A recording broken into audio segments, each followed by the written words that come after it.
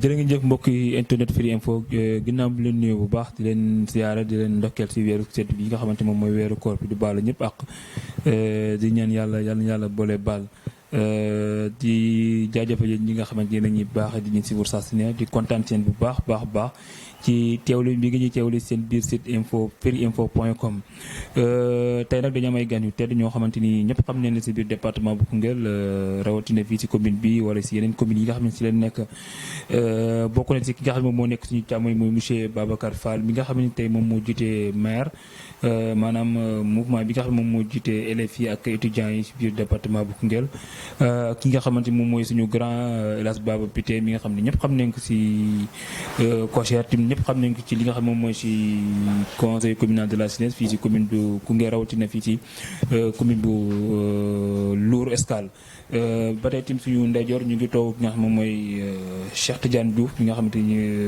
prof la si Babou Dieng wala sam si ki nga xamante ni moom mooy si El Hadji Mohamed Dieng ñu toogoo tim ki nga xamante ni mooy suñu grand Demba Ndiégène wala Demba ñu ngi lay nuyu bu baax di wax ñii leen nar a seq plateau bi nar a waxtaan moom ci lu yaatu mi nga xamante ni tey Demba nag moom moo leen parti moom moo nekk ci si coordinateur bi nga xamante moom mooy secrétaire général si mouvement bi nga xamante moom mooy mouvement de l'émergence pour le développement de Koungheul voilà l'émergence du département de Koungheul monsieur Babacar Fall ñu ngi lay nuyu. waaw maa ngi lay fay bi di nuyu ñi nga xam ne ñu ngi bàyyi xel waa Firi Info yëpp di occasion waale ci weeru koor bi di baal ñëpp àq di ñaanal ñëpp jàmm rawatina kilifa diine yi nga xam ne ñoo nekk ci département bi di nuyu tamit ñi nga xam ne ñoom laa bokkal plateau bi monsieur Cheikh Tidiane Diouf ak monsieur Mbaye Ndiégène ak mon frère le président El Hadj Baba Bitèye.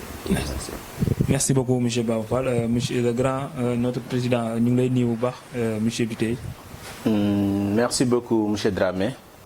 Salaamaaleykum mbokku département bu Koungheul maa ngi leen di nuyu yéen ñëpp kenn ku nekk si turam ak santam di nuyu aussi mbokku internet Firi Info di nuyu ñi nga xam ne ni ñoom laa seqal plateau bi tey mu nekk mon frère coordonnateur maire monsieur Babacar Fall mon frère Cheikh Tidiane Diouf ak mon frère Mbaye Ndiégène bi nga xam ne moo nekk le secrétaire général du mouvement MEDK pour mouvement pour l'émergence du département de Koungheul mais aussi monsieur Dramé nga may ma rek ma profito bu baax ci jamono bi ñu toll muy weeru màgg wu sell di shawru Ramadan Mubarak di profito ci occasion di balu ak ñëpp di bal ak ñëpp di ñaan yàlla may ñu wér ak tal ak kattan ba ñu jeexal koor gi ci jàmm ak salaam te lépp luñ ci julli naafi la ko jàng ci alxuraan suñu borom nangu ko te tasaare ko ci suñu département bi di Koungheul rawatina ci réew mi ñu nekk di Sénégal wërngal këpp merci. waa département bu Koungheul ñu ngi nuyu ñëpp rawatina kilifa diine yi nekk ci biir département bu Koungheul di leen ndokkeel ci weeru sell wi ñu nekk muy weeru koor xam ne yàlla moo ko barkeel. di nuyu 9 communes yu nekk ci département bu Koungheul yëpp ak askan wa fa dëkkee yëpp di am mbégte nag di toog ak yéen fas yéene waxtaan ak yéen mouvement bi nga xam ne nii moom la ñuy wax MEDK di mouvement pour l'émergence du département de Koungheul. waaye di nuyu aussi sama naataango yi ma toog ak bokk ci monsieur Babacar Fall di coordonnateur maire waaye di nuyu aussi monsieur El Hadj Baba Bitèye mi nga xam ne nii moom mooy chargé de communication. jëm ci MEDK mouvement pour l'émergence du département de Koungheul di nuyu mon ami et frère monsieur Mbaye Ndiégène di aussi secrétaire général du mouvement kon loolu daal laa amoon kàddu yi nga xam ne ni bëgg naa ko jiital. merci beaucoup monsieur Diouf. ñu ngi ci ñu ndeyjoor dem Mbaye Ndiéguène man damay wax ni dem rek Mbaye ñu bàyyi la nga nuyu askan wi Firi Info. asalaamaaleykum chers internautes maa ngi nuyu toute la population de Koungheul plus particulièrement les 9 communes yi nga xamante ni ñoo composé le département de Koungheul am mbégte ak contentement nag di ñëw fii ci Firi Info di war na la waxtaanee loo xamante ni lu am importance la mun naa ne d'une manière am importance capitale. dëgg la muy le mouvement pour l'émergence du département de Koungheul. li gën a neex ci ndaje bi mooy dañ ko def ci jamonoy weeru koor. te mu nekk un mois béni boo xamante ni chacun en tant que musulman. vraiment loo ci def rek yàlla da ciy teg loxo. jërëjëf. merci beaucoup. ñoo ngànk mouvement bi nga xamante moom mooy mouvement pour l'émergence du département de Koungheul ñu gën koo xam ci taxawu ndaw ñi mu nekk loo taxawaayu ndaw ñi mu nekk loo xam lu am solo monsieur bi tey démb gis neen ngeen amal benn programme bu mag boo xamante ni tey jàpp naa ni département bu Koungheul góor jigéen mag ak ndaw yow mi nga xam ne tey yow yaa yoroon li nga xam ne moom mooy chargé de communication lan moo nekkoon li nga xam ne moom mooy solo mouvement bi. waa département bu Koungheul ñu ngi nuyu ñëpp rawatina kilifa diine yi nekk ci biir département bu Koungheul di leen ndokkeel ci weeru sell wi ñu nekk muy weeru koor xam ne yàlla moo ko barkeel di nuyu 9 communes yu nekk ci département bu Koungheul yëpp ak askan wa fa dëkkee yëpp di am mbégte nag di toog ak yéen fas yéene waxtaan ak yéen mouvement bi nga xam ne nii moom la ñuy wax MEDK du mouvement pour l'émergence du département de Koungheul waaye di nuyu aussi sama naataango yi ma toog ak bokk ci monsieur Babacar Fall di coordonnateur maire waaye di nuyu aussi monsieur El Hadj Babou Biteye mi nga xam ne nii moom mooy chargé de communication jëm ci MEDK mouvement pour l'émergence du département de Koungheul di nuyu mon ami et frère monsieur Mbaye Ndiéguène di aussi secrétaire général du mouvement kon loolu daal laa amoon kàddu yi nga xam ne ni bëgg naa ko jiital.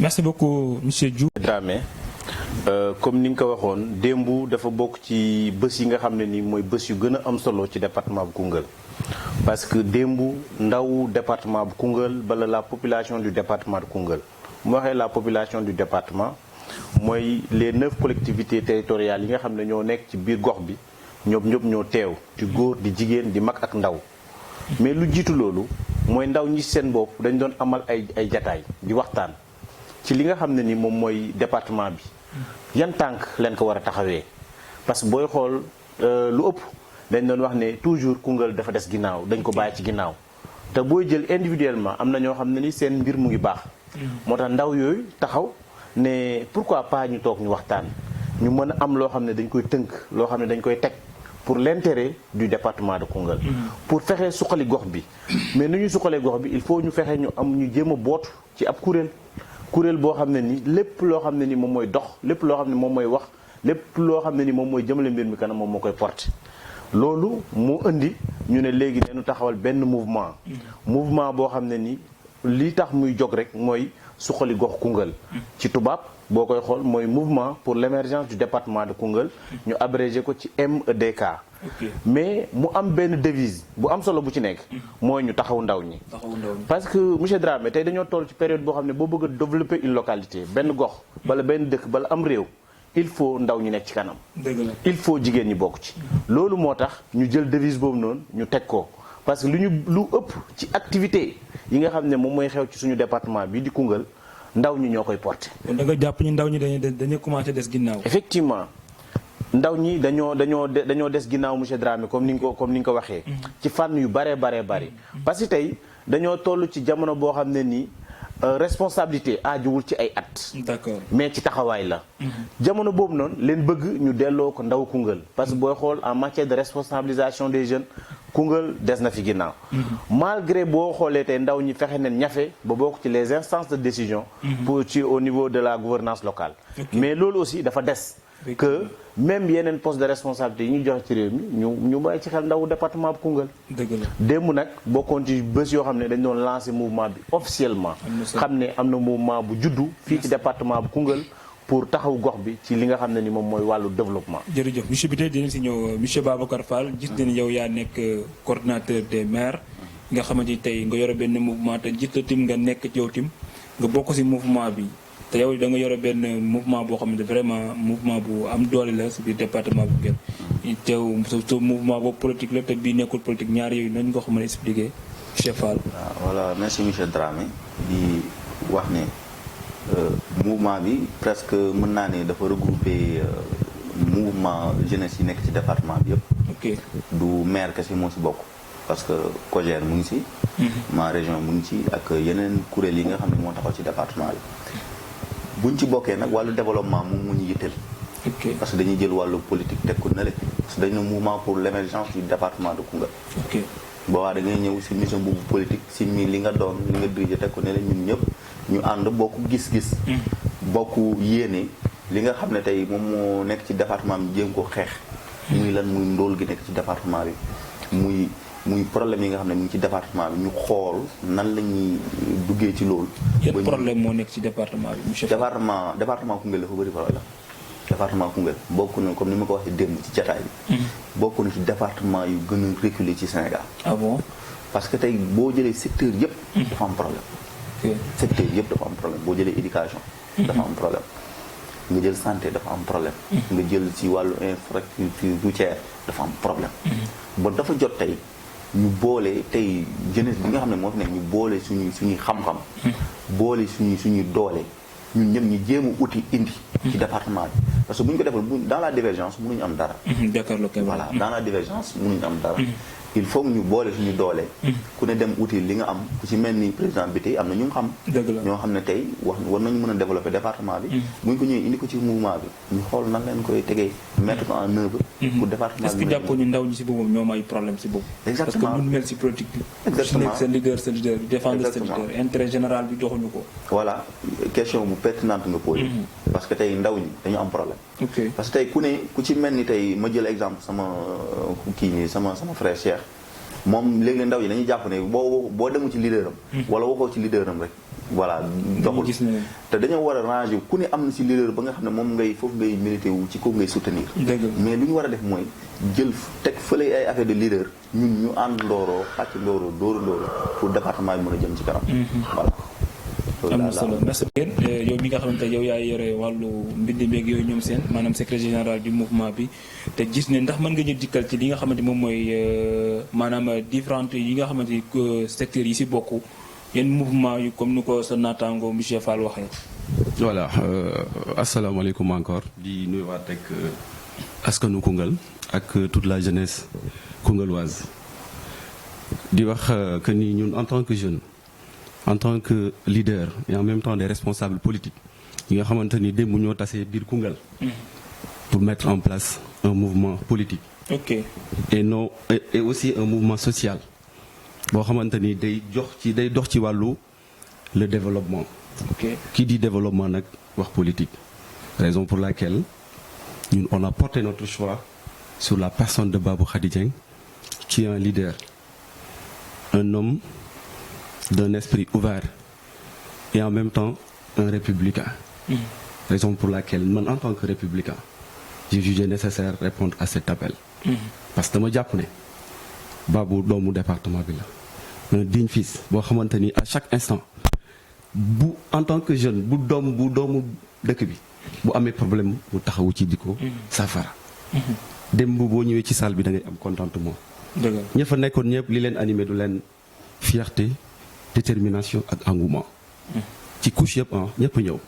les femmes ñëw nañu. les jeunes plus particulièrement la jeunesse républicaine surtout. surtout la COJER de même que aussi le maire. et en même temps. société civile bi aussi répondre nañu. et en même temps am na beneen côté bu ñëw muy opposition bi dañoo ñëw répondre à cet appel. parce que ñoom dañoo gis que ni vraiment ce mouvement am na d'une importance capitale pour le département de Koungheul. ok gis nañ ni démb nu nga ko waxee nit ñi ñëw ne wuy si leen ngeen lancé seen mouvement bi te wax ngeen seen biir kàddu ne mouvement bi politique taxu koo jóg. te est-ce que duñ dem ba si kanam politique rax fa parce que mboolem mouvement bu ngeen gis rek bu demee ba si biir politique mooy tax. non d'abord bi ñuy définir le mouvement on a été très clair. oui. le mouvement c'est un mouvement politique et en même temps un mouvement social. parce que déjà dañoo ñëw ci lancement officiel. des nañu ñu mettre en place le règlement intérieur et les statuts ci biir loolu ci ngay xam est-ce que mouvement bi carrément est-ce que répondre les critères yi nga xamante ni moom la ñu soxla pour un mouvement politique et en même temps pour un mouvement social. Juste rek pour montrer population bi nga xamante ni démb ñoo ñëw assister à ce mouvement engagement bi ñu am ak détermination bi rek ça montre que choix bi ñu porté ci El Hadj Babou Khady Dieng c'est un bon choix. am na solo choix c'est-à-dire c'est un choix rassurant. boo xamante ni ça nous rassure. parce que Babou nekk na ko quelqu'un boo xamante ni il est très ouvert publiquement te kooku bu ci population bi Koungheul jàppee ñun ñëpp daañu sant suñu bopp. sant suñu bopp mooy li nga xamante ni moo am Dakar amul Koungheul. équité territoriale bi manqué na fi. parce que déjà tout le monde en parle alors que fii Koungheul désenclavement bi nga xam ci surtout plus particulièrement la route de Lour Escale ñëpp di ko coow mu nekk lu metti Babou Khady Dieng di ci dox leneen ak leneen loo xamante ni Babou mu ngi ciy dox pour satisfaire vraiment la population koungheulloise te xam naa ni lu yàgg dara population bi dinañu gis est-ce que mouvement bi dina dox ci li muy wax wala déet. am na solo doxal ba micro bi monsieur Diouf. rôle ngay joué ci mouvement bi. voilà merci beaucoup Daouda Dramé. oui si question bi nga ma posé waaye nga may ma dugal kàddu cant ndaxte yaakaar naa ne li ñu def ci journée démb bi woote ñëpp ayusi la nekkul loo xam ne nii c'est évident nekkul lu yomb te yaakaar naa démb ci salle bi waa département bu Koungheul yëpp ñoo ayusi muy 9 communes yëpp teew nañ muy ndaw ñi muy jigéen ñi donc loolu ñun amuñ seen fay ci loolu noonu ñu ngi sant waa département bu Koungheul yëpp 9 communes yëpp di sant jeunes leaders yëpp monsieur Babou Khady Dieng mi nga xam ne ni aussi moom la ñu jiital wax dëgg yàlla comme ni ko Mbaye Ndiéguène waxee ñëwuñu rek xëy rek tànn ko. bu ñuy wax wàllu émergence te muy objectif bu mouvement bi développer département bu Koungheul jàpp taxawu ndaw ñi muy suñu devise. dañ ko fekk moom monsieur Babou Khady Dieng mu si bay lu waaru am solo. ok kon Babou moo créé mouvement bi. non moom créé wu ko sax. ok waaye dafa fa bokk ci initiateurs yi. ok comme ni ko bi tey waxee. dañu toll ci contexte boo xam ne nii ndaw ñi dañ leen a war a bàyyi xel. dañu war a considérer la jeunesse départementale bu Koungheul. ci ban anam. maanaam xool seen jafe-jafe ndaxte dañu jàpp ne tey ci wàllu politique depuis que le président Macky Sall ñëw ci pouvoir bi. jeunesse su département bu Koungheul dafa am taxawaay bu ñu taxawee.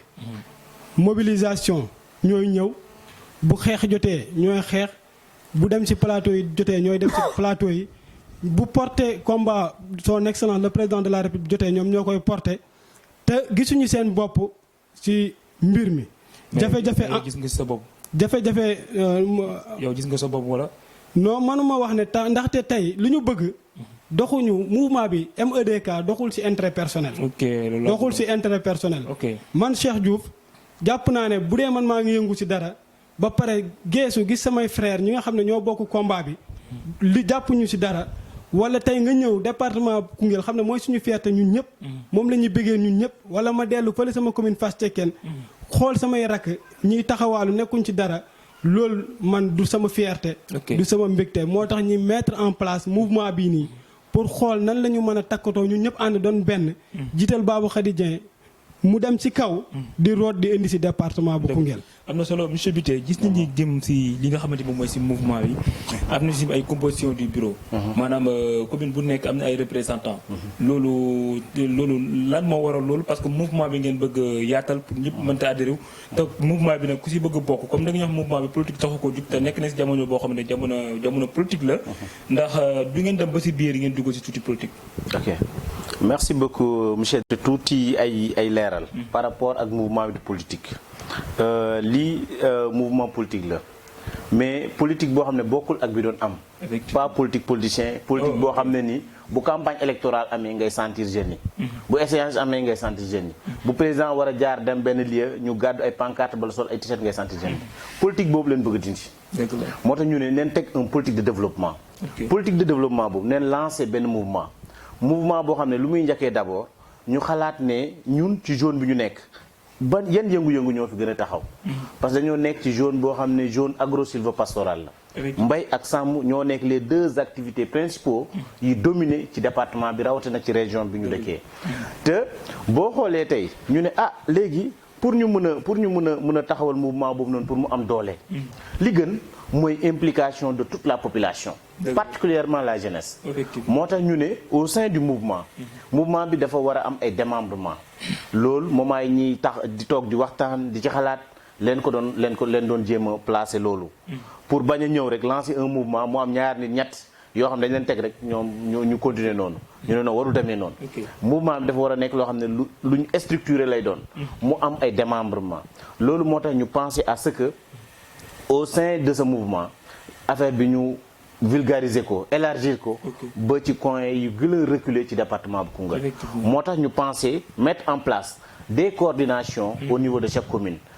commune bu nekk mu am un coordinateur communal maintenant au niveau des coordinations communaux yi am au niveau de chaque commune dañoo bëgg sax ñu élargir ko ba au niveau village pour jeune bi dëkk village X bi gën a sori ci département bi sentir ne am na benn mouvement boo xam ne mouvement de développement la mouvement boo xam ne ni moom mooy porte jafe-jafe ndaw ñi mooy porte jafe-jafe jigéen ñi boo xam ne am na ci département pour ñu mun ci sentir mouvement bi ku ci bëgg a bokk nooy dox waaw ku ci bëgg a bokk mooy étant jeune bala étant population du département de Koungheul tu es du département am nga accès ci mouvement boobu noonu ndax day am carte membre non bu waa très effectivement léegi loolu ñu ngi ciy xalaat au sein du comité exécutif ndax dañuy mettre en place ay carte membre ak yooyu mais pour l'instant dañoo ubbi mouvement bi képp koo xam ne nii da nga bëgg a bokk ci mouvement bi dañ lay tàllal loxo da ngay ñëw intégrer volontairement ci période boobu noonu leen toll.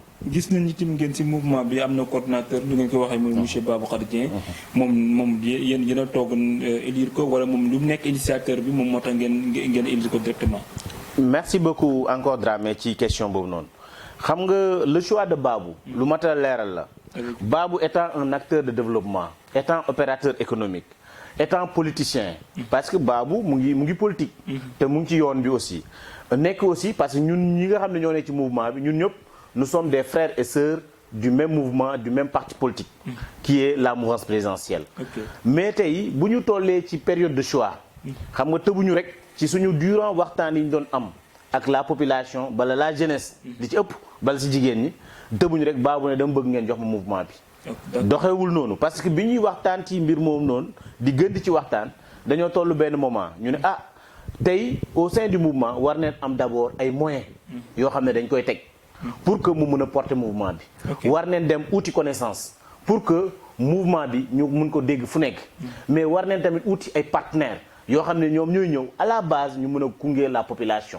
mun a répondre ci jafe-jafe yi nga xam ne ni moom lay population bu département bu Koungheul di dund mais ci loolu ñu gis ne am neen un élément boo xam ne c'est un élément clé boo xam ne moom mu ngi jouer partition ci loolu bien vrai am na sax ci lu mu nekkoon parce que genre mouvement yooyu noonu moom taxawal noonu na ko dëkkam mu ngi ci woon bala sax am na benn mouvement boo xam ne am na ay booyam yu sosoon ci moom taxawaloon nañ mouvement ànd dooleel Babou Khady Dieng mu ne loolu yëpp moom pare na pour teg mouvement boobu noonu mais ñëw ci li nga xam ne c'est l'intérêt commun pour ñu ànd ci liggéey ñu ne comme noonu la demee li ñuy wut am na ñoo xam ne am neen ko pourquoi pas ñu porter Babou à la tête de ce mouvement loolu moo indi le choix de Babou moom tamit bi ñu ko proposé mu nangu ko ne moom mën na porter mouvement bi mën na si jàpp mën na si dugal sax ses moyens propres xam nga démb am na lu mu avancé ne pour jàppale nit da nga koy wax ne ko téyewaaleel ci mu jël décision ne campagne distribution de semences bi ñëw ni moom pare na pour joxe nu mu tëddee benn quantité d'arachide bu toll ci 100 tonnes d'arachide boo xam ne dañ koy distribuer la jeunesse du département mais distribution boobu noonu du question da leen ko lebal mais da leen ko may gratuitement pour que jeunes yi nga xam ne nii dañuy yëngatu ci wàllu mbéy mi ñu am lu ñu commencé ci wàllu jiwu lépp lu ñu dendoon tamit ñu dolli ko ci jégaar naa ne début bi foofu la commencé monsieur Dramé danañ si ñëw si côté bu njëriñ monsieur Fall jëm seen programme bi dégg nañ si ay nit ñi ay forné si ay wéy bay ñuy wax ñu ne mouvement bi mouvement politique la ñu nangu ko ak ñu nàkkoo nangu mouvement politique parce que ñu ko seex ñu ay politiciens leen yaakaar des étudiants yoo xamante ni ñoom ay étudiants leen bon comme ñu mel ni yéen ñu ngi la ñuy sànni xeer yow loolu en tant que membre nga bokk si mouvement bi yow loolu ban réponse nga ñu mën a jox ci loolu voilà mbir moom bu taxee mënul ñàkk am ay critique il faut mu am ñoo xam ne ku ne dina wax gis-gisam te ku ne li mu wax tamit dañ koy rafetlu baa ci xel jàngee ci wax ci mouvement bi comme ni ko le coordonnateur waxee démb mouvement bi ñun ci mouvement présidentiel lañ nekk. te boo nekkee ci mouvement présidentiel mën nga ne mouvement politique la mais politique de développement. politique de développement ñun président de la république la ñuy jàppale. mais tamit ci loolu politique de développement ñun leen soxla parce que politique bu fi nekkul politique de développement rek nekkatul politique bu amal solo askan bi. parce que du fi nekk politique politicienne ñëw wax def ay promesse dem ñun doxewuñ noonu lu ñu bëgg a doxee ci mouvement bi mooy. jéem a xool lan la ñuy apporter département bi parce que département bi dafa nekk en agonie dafa sonn loolu moom mooy solo mouvement bi mais du politique politicienne politique de développement moo ñu andi. voilà te gis nañ ci tamit ñoom ñu ngi wax gis nañ ci ne Babou c'est le fils de El Hadj Mohamed Dieng maire de commune de Fass Cekkeen est-ce que nekkul ñuy wax ne est-ce que nekkul ni paa bi moo koy ngémbu mu ànd ak ndaw yi département bi pour mën a jël relais bi. voilà xam nga loolu wax tey moom peut-être bu fekkee doomu El Hadj moom nit ku ne li ngay am yow yaa koy liggéeyal sa bopp parce que paa bi dafa man dama fekkee benn waxam muy nga xam ne muy kilifam ci politique muy El Hadj Mohamed Dieng daf ne Babou lu muy am ci politique du man maa koy jox moo koy wutal boppam mooy ànd ak ndaw ñi dem wàcc sur le terrain amal ko boppam man li ma am moom moo ko may boppam nee na papam mayul ko ba benn coow mu ngi doon jóg sax benn parenthèse ma dugal la ci loolu pour leeralal la ba ñu wax ne dañ ko paa bi dafa bëggoon jël commune Fass Cekkeen jox ko man toog naa fa Cheikh toog ñeneen toog mu ne ko li ngay am ci politique maa la ko jox du yàgg bu ma yëkkati dara jox la ko ci politique li ngay am yaay wàcc sur le terrain ànd ak say morom li nga liggéey boo liggéey nga jël El Hadj Mohamed Dieng certes kilifa ñëpp la ci département bi parce que kilifa la ci département bi buñ soxlaa xalaat dinañ ko laaj mais nag Babou li muy liggéey ak li muy am ci politique moom moo koy liggéeyal boppam du papa sànq wax nga ne Koungheul ndaw ñi dañoo des ginnaaw ci li nga xamante moom mooy si wàllu politique bi ci wàllu ànd bi est-ce que jàpp ñi ndaw benn bras de fer pour li nga xam ne moom nga ñuy xeex pour mu deñ voilà loolu parce que tey ndaw ñi tey toll nañ si moment boo xam ne tey leader yi boobu ndaw moo gis am na ku mu faral am yow am nga ñoo ànd ak Massamba am na ku ma ànd ak Mourou am na ku ma ànd ak parce que yooyu est-ce que jàpp nga ni yooyu nekku ni leader yooyu ñoo ñuy séparé biir wala du caagal tim ñàkk déggoo bi am si ñu ndaw yi mooy problème parce que voilà parce que pour wax ci loolu rek ndaw ñi loolu bu fekkee ne mu ngi nekk suñu biir ba léegi bu naa ne du dem mais jàpp naa ne mouvement bi ñëwee bépp politicien bi nga xam ne mu ngi ci département ku nga nekk leader politique sa ndaw mu ngi ci biir mouvement bi bon mën neen ne loolu mi ngi commencé di jeex loolu mën neen ne mi ngi jeex parce que loolu bu jeexul duñu mën a réaliser dara parce que bu ñëwee ne Babou Cheikh Babou la àndal man ànduma ak Babou bon bu ñuy def promotion Babou lañu koy defal baal ma toog duñu département ñun lu ñu bëgg mooy nen bàyyi ni kii leader bii la ànd ak kii leader bii la ànd ak bu ñëwee bu ñu ànd leader am la ñu defal promotion démb le président bi tey wax na ko nekkuñ fa pour defal promotion Babou mais dañ fa nekk pour dimbale département bi dañoo ñëw foofu noonu pour jéem a xool jafe-jafe yi nga xam ne département bi am na ko ñu mën si apporter ay solution parce que département dafa sonn comme waxoon naa la ko léegi ci secteur yëpp dañoo sonn tey ñun dañuy dox dem wax naa leen ko dañuy dem ci apparemment président de la république tournée économie ànd ak ne moom fépp ci Sénégal mais li ngay gis si département yeneen département yi amul ci département Koungheul dañu jeunesse dafa sonn gars yi dañu seetaan te dafa jot nag jeunesse bi boole seen doole ànd ambition politique yi ngi am ci leader bi ñu tekk ñun ñëpp ñu boole suñu doole ñu ànd viser ci kanam dem ci kanam. am na solo voilà. en tant que tey secrétaire général nan nga jàpp ni mën nga fexe ba ndaw yi nekk ci biir département bi rawatina ndaw yi nekk ci commune yi nekk ci yeneen gox goxaan yi ba université Cheikh Anta Diop ba UGB ba université Assane Seck ba Bambey ñooñu si leen bokk tamit jàpp naa ne ñoom tamit si mbir mi leen bokk yow ñooñu nan nga mën a fexe ba adhéré si biir mouvement bi. Ok, jërëjëf Dramé, merci ci la pertinence de la question. Dañuy wax rek la politique rime avec le social. Ok. Raison pour laquelle mouvement bi juddu. Mouvement bi nag bu demee bu juddu son intérêt du leneen lu dul taxawu la jeunesse. buñ ne jeunesse nag jigéen moo ngi ci góor moo ngi ci. Voilà, juste rek pour montrer que pour changer les fruits d'un arbre, faw nga changer les racines d'abord. am na solo changement loo gis lu ne rek da ciy baax te booy xool sous le régime de Macky Sall ci la jeunesse gis boppam. et en même temps sous le régime de Macky la jeunesse ci la gis boppam ci la ñuy def création d'emploi ci la xëyu ndaw yi génn leneen ak leneen génn ci.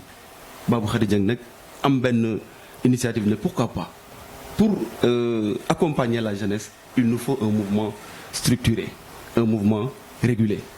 ñu naan ko MEDK mouvement pour l'émergence du département de Koungheul mouvement boobu nag son objectif principal d'abord du lenn lu dul taxawu la jeunesse. taxawu la jeunesse mooy am na koo xam ne jàng na il est diplômé am na koo xam ne aussi tamit jàngul parmi les diplômés da ngay gis koo xamante day jàng ba bac du am lu ko accompagner Babou ne man je suis prêt pour accompagner cette personne pour au moins mu continuer ses études. loolu ko xam nga ne kooku mu ngi œuvrer pour la bonne marche vraiment de sa localité. plus particulièrement le département de Koungheul. et en même temps beneen bi muy gis na koo xamante ni jàngul bëgg na entreprendre il est prêt pour l'accompagner. démb ci biir ndaje mi ci la soulever benn question bu am intéressant mooy benn banque boo xam day ñëw pour appuyer la jeunesse plus particulièrement les femmes. donc loolu c'est des efforts yoo xamante ni mu ngi koy def et pourtant il n'est ni nommé ni élu. raison pour laquelle ñun on interpelle le président de la République au moins mu jox ay ndomba tànk ou bien mu jàppale ko au moins pour que département bi gis ci seen bopp. moom Babou Khady Dieng. parce que tout à l'heure rek maa ngi koy évoqué koo xamante ni état joxu ko dara amul ci lenn guddeeg bëccëg moo ciy daw guddi ak bëccëg pour satisfaire uniquement la jeunesse ou bien la population di ci góorgóorlu di ci rey boppam. imaginez loolu raison pour laquelle ñun en tant que jeune ñu ne on adhère pour adhérer nag ci mouvement bi l'adhération est gratuite pour l'instant. est-ce que jàppoon ñu ci ndaw ñi. ñi nga xamante jàng nañ ba am xam-xam ñoo taxaw léegi. ñaari domaine moom moo nekk fii yoo xamante ni war nañ si mën a gis suñu bopp. muy ndaw muy mbay mi ak càmm gi. te jàpp nañ sama sang mel ni man dem université jàngi dafa 3 ba 4 ans génn ñëw. ruus nañ dem si àll bi sa bay te kooku est-ce que jàpp nañ ci est-ce que kooku. bi ngeen ko bëggee dimbali boo leen ko joxee benn 50 kilos gerte ki nga xam ne nangu ta bay est-ce que nekku ni boo leen ko joxee da koy jaay wala mu def leneen parce que loolu laa jàpp parce que ki nga xam ne dem na jàngi 4 ans wala 5 ans dafa l'université Anta Diop mu retourné ñëwaat village am kooku bëggul bay ku bëggul gay kooku te jàpp ni te sànq wax ngeen seen biir kàddu ñu ngi Babou Khady Dieng jox na leen li nga xam ne moom mooy 100 kilos 100 tonnes d'arachide pour ngeen séddale ko si biir département bu Koungheul.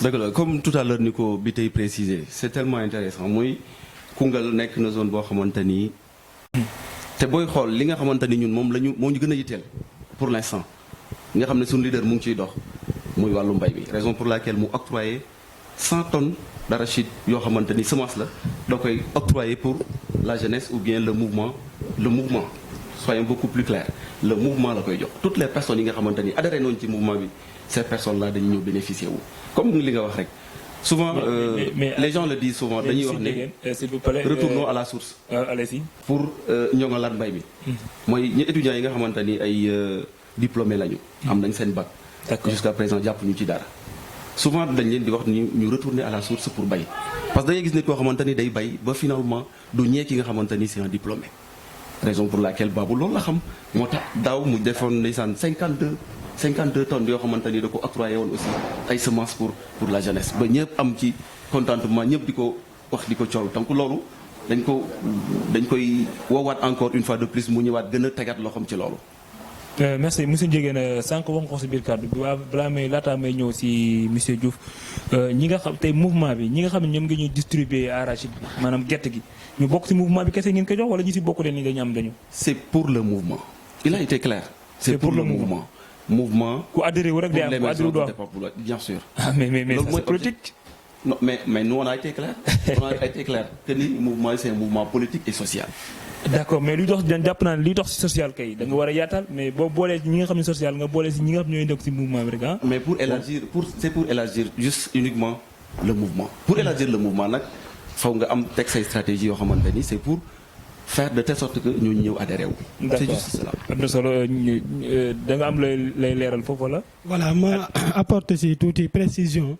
ginnaaw bi ma ko jaajëfalee si tontu bi mu tontu. di wax ne tey monsieur Babou Khady Dieng mi nga xam ne moom mooy coordonnateur départemental mouvement pour l'émergence du département de Koungheul engagement bi mu jël pour joxe 100 tonnes d'arachide pour jëmale ko ci askanu département bu Koungheul ci mouvement bi lay jaar. ci mouvement bi lay jaar. comité exécutif bi la koy jox mais nag c'est pour le département de Koungheul. képp koo xam ne nii tey par exemple bu gerte gi ñëwee comité directeur bi réunir waxtaan seen biir ba pare. dañuy jël gerte googu jox ko coordonnateur communal bi. coordonnateur communal bi au niveau de sa commune moom mooy xool fekk ne moom moo gën a xam commune ba mooy xam ña nga xam ne nii ñoo gën a yittewoo loolu mu jox leen ko. c'est comme ni ko Mbaye waxee c'est pour permettre aussi la massification parce que topp ma boo gis ki ngay topp aussi daf lay jëriñ. di wax ne Baba Khady Dieng peut-être wax na ko démb mais lii bi mu ko commencé def ak léegi man nag 5 ans muy yëkkati chaque approche hivernage mu yëkkati semence bu takk bu am solo daaw yaakaar naa ne ñu bëri yëg nañ ci seen bopp ci biir département bu Koungheul muy commune Saly commune Ida Mouride commune Fass Cekkeen commune Gent Pathé commune Makoye ba commune yëpp daj daal commune Koungheul ñëpp gis nañ ci seen bopp muy action sociale d'envergure loolu aussi day nekk une continuité dans le cadre du mouvement MEDK. mais loolu bu ñu jàppee ni li nga fi wax ni yëpp politique la. waaw ñun bañuñu caractère politique bi nga xam ne mouvement bi moom may promotion Babou Dieng te da nga ñuy wax ni mbir mi dañ ko def pour ab politique de développement la ñu wax mais lii mën nañ jàpp ni politique politicien la. waaw non ñi fàttali la benn affaire. ñun wax nañ ne démb sax préciser nañ ko ba ne ñi bokk ñi initier mouvement bi lu ko ëmb mooy pour jàppale le président de la République. ndaw mouvance présidentielle ñoo ci ne. mais nag limité wuñ ko tëjuñu ko ñu ngi ibbil loxo ñëpp tàllal loxo ndaw département bi muy góor di jigéen. ñoom ñëpp ñu ñëw àndandoor xool nu ñu mën a def pour liggéey suñu département. nu ñu mën a def pour suqali communes yi nga xam ne ñoo ëmb département bu Koungheul mais ñi fàttali ne le mouvement bi c'est un mouvement politique mais c'est un mouvement aussi social. donc loolu faaw mu leer c'est un mouvement politique. On est là pour voilà, agir politiquement, mais en politique de développement. Faire de telle sorte que tay ndaw ñi nga xamné ñu ngi ci département bu Koungheul né ci ay jafé-jafé walu emploi walu financement walu formation ma jox la ben exemple rek walu financement Agri Jeunes ñëw nañ fi Agri Jeunes xamné tay 70% des jeunes yi nga xamné ni ñoo dëkk ci département bu Koungheul lu ñu yëngu ci walu mbay la. yaa ngi dégg Agri Jeunes ñëw fi dajale ñu wax ak ñun ba ne dañu ñu jàppale ñun jeunes yi woo ñi ñun ñi nga xam ne nii dañu bokk ci arrondissement bu Ida Mouride jox ñu ay notification mais ba léegi gisuñu dara donc ma jàpp ne. ngeen topp ngeen si bi. non ñoom dañu wax ne képp ku jot notification toogal dinañ la woo di nga jot sa financement te c'est un financement gratuit te jotaguñ ci moo tax tey importance MEDK bi bu ñu jiitalee monsieur Baba Khady Dieng nga xam ne am na ay relation au niveau au niveau national te yaakaar naa mën na dem approché wu ki nga xam ne mooy directeur Agri Jeunes wax ak moom ñi xam tey jafe-jafe ndaw ñi lan moo bloqué Agri Jeunes ba financement yi génnul ba léegi. merci beaucoup pour seen site bi di Firi Info ñu fàttali leen ñu ngi toogoon ay gan ñi nga xamante tey ñoom nekk ci boppu mouvement bi nga xamante moom mouvement pour l'émergence du développement du département de Koungheul ñu gën koo xam ci met mu défi bi di taxawu ndaw ñi mu nekk loo xam ne lu am solo te ki nga xam ne moom moo nekk ci bopp bi di Baba Khady Dieng am leen ay bureau yoo xam ne mu ngi ci yeneen communes yi maanaam commune de Saly Missirah yeneen ni nga ko mën a wax ba commune de Koungheul et cetera mu nekk loo xam ne ñi nga xam ne ñu ngi leen seqoon waxtaan bi sànq si suñu réalisateur mu ñuy wax ni suñu temps bi jeex na xëy na itam monsieur Fall boo amee dara loo si yokku après nga tàggute waale ci li nga xam ne moom mooy lu am solo bi nga xam ne moom mooy mouvement bi. waaw ñuy ci loolu ñuy santaat bu baax di gërëm di rafetlu waxtaan bi lu mu demee. ca seen taxawaay parce que gis nañ ne compétence baa ngi fi. merci beaucoup. waaw lii mu nekk fierté ci département bi. tey ñu am benn site boo xam ne buñ bëggee wax suñuy programme wala lu ñu bëgg a dérouler dinañ ñëw fii waxtaan ko ak yéen ñu leen di sant bu baax di gërëm di santaat département Koungheul bi yëpp di tàllalaat ñëpp loxo di wane ne li ñu taxawal nii pour développement Koungheul la. pour dimbale département bi la ñu ngi tàllal ñëpp loxo ñu ñëw jàpp ci képp ki nga xam ne am nga xam-xam am nga loo xam ne boo ñu ko dollee ci mouvement bi ñu dem. boo ñëwee jox ñu ko rek incha allah danañ liggéey ak yow ñu ngi sant ñëpp di gërëm ñëpp. merci beaucoup monsieur Fall monsieur Biteye. monsieur Dramé man li may leeralaat rek mooy sànq fi Cheikh daanele que gerte gi. buñ ko joxee c'est pour politique politicienne. man damay wax déedéet. ah bon waaw parce que jubluwuñ ci échéance. pour nen dem pour ñu fal baabu ci suñu localité. xam nga baabu du falu Lour. baabu du falu Gent Pathé. tey neen xool rek ci leader politique ban leader politique moo jël engagement fonds propre xaalis boppam neen ko évaluer rek les 100 tonnes d'arachide là ñu évaluer ko tey booy xool ça tourne aux environs de 35-40 millions ci suñu xaalis moom mu jël ses fonds propres ne lii dama koy tegaale lii dama koy jàppale askan bi li ma lay jàppale mooy yow da nga ñëw pour ñu ànd di liggéey en politique mais suñuy ànd di liggéey yow li ñuy ànd da nga ciy gis sa bopp loolu rôle boobu la Babou joué foofu noonu te loolu la mettre en place pour mouvement bi na ko commencé mu ne damay jël quantité boobu noonu ma mettre à la disposition de ce mouvement pour mouvement bi am lu mu ciy commencé parce que mouvement bi tamit bu ñu fàtte ne dafa am activité yoo xam ne da koy mëne ci département bi mouvement yi activités yi muy mëne ci département bi su ëllëg dañ koy évaluer parce que bëgg neen au sein du comité exécutif ñu jéem a tëgg benn plan d'action boo xam ne nii dafay am suivi heure bu ñu toogee ñu taxaw ñu def évaluation heure bu ñu taxawee ñu toog def évaluation lan ak lan leen def lan moo des ci dynamique boobu leen nekk mais tey y a pas de politiciens yoo xam ne nii tey li ñuy def c'est pour nga defal leen ñu defal la loolu moo fi am ci département bi xam nga foofu noonu sax pour leeral Dramé ñun ak les leaders politiques qui sont au niveau du département rawatina les élus les maires yi nga xam ne ñoo nekk ci collectivités territoriales yi ñun ak ñoom amuñu benn antécédent nos relations ne sont que bonnes xam nga sànq yaa ngi doon wax yeneen yi nga xam ne des jeunes yoo xam ne ñu ci leaders yi bu ñu adhéré division bi am au niveau de la jeunesse de Koungheul problème mooy nga ñi baal ma nag ci terme bi ji nga division bi li ko apporté mooy les leaders parce que à chaque fois bu jeunes yi taxawee dañ naan yéen dem leen àndu leen ñun suñu ñàkk ànd ci la nos leaders di profité pour régler seeni problèmes crypto personnels ñu gis ne il est temps que ñun la jeunesse ñu ànd bokk ndey bokk baay pour un seul but pour l'intérêt commun mooy gën pour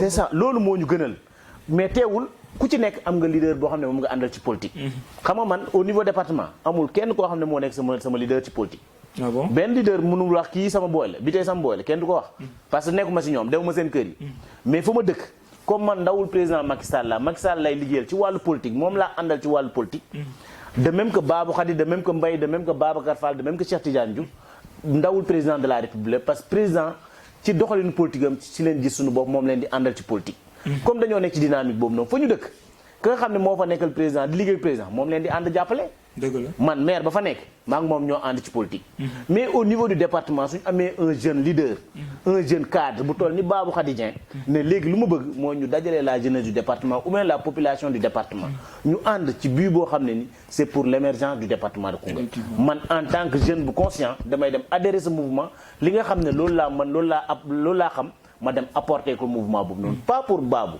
parce que Babou lu muy def defalu ko boppam mais da koy def pour la population du département bu Koungheul xam nga tey bu ñuy xool ci taxawaay mu ne Babou il est bien assis parce que tey car macha allah am na lu mu yor du question ci niveau boobu leen war a xoolee mais neen xool ci sens boo xam ne ni ñun dañoo war a jàppante ñun doomu Koungheul Dramé démb wax naa benn kàddu dama koy répété waat tey di nga Koungheul du ko jógee Kaffrine bala ko jógee Malem moo ñuy defaral le département de Koungheul mais nous les fils du département de Koungheul ñun ñoo war a xam ne lii defar Koungheul ci suñuy loxo la jógee malgré nos divergences nos appartenances loolu yëpp man appel bi may lancé waat leen ko bàyyi ñu adhérer à ce mouvement pour ñu mën a porter Koungheul pour ñu mën a mettre Koungheul sur les rampes de l'émergence man loolu mooy nekk sama dernier kàddu mais encore une fois de plus di remercier waat encore la population du département de Koungheul les 9 collectivités territoriales rawatina siège bi ñu nekk muy Koungheul commune parce que démb jeunes yi jigéen yi adultes yi képp ku conscient ñëw nga répondre à cet appel